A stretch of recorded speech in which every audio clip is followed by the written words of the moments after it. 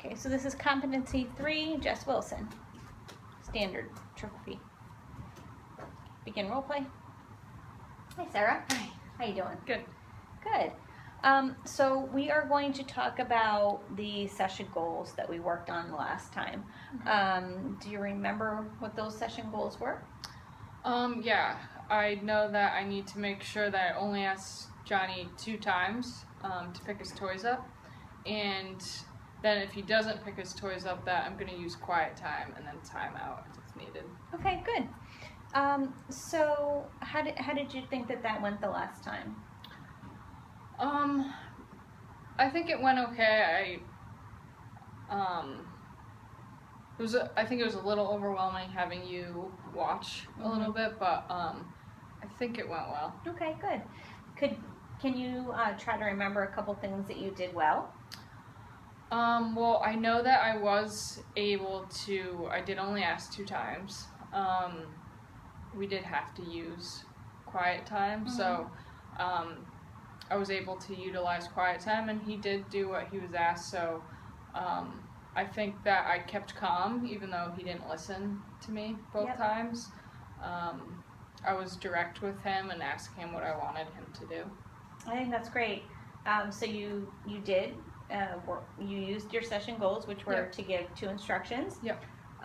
You stayed calm. Yep. And then if he didn't respond, you put him in quiet time. So you did those things that you wanted to do, which I think is really good. Yeah. Can you think of maybe 2 things that he would have done differently? Would have liked to do differently? I think at the end, I know I thanked Johnny, but I wasn't very descriptive in like why I was thanking him for actually putting his toys away. I know I have to work on that. Sometimes when I give praise, I don't say, why I'm doing it. Okay.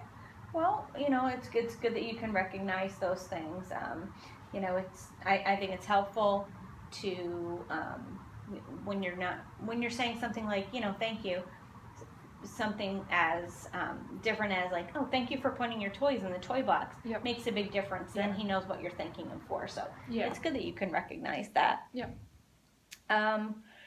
So you used your 2 instructions. You're working on your descriptive praise. Yep.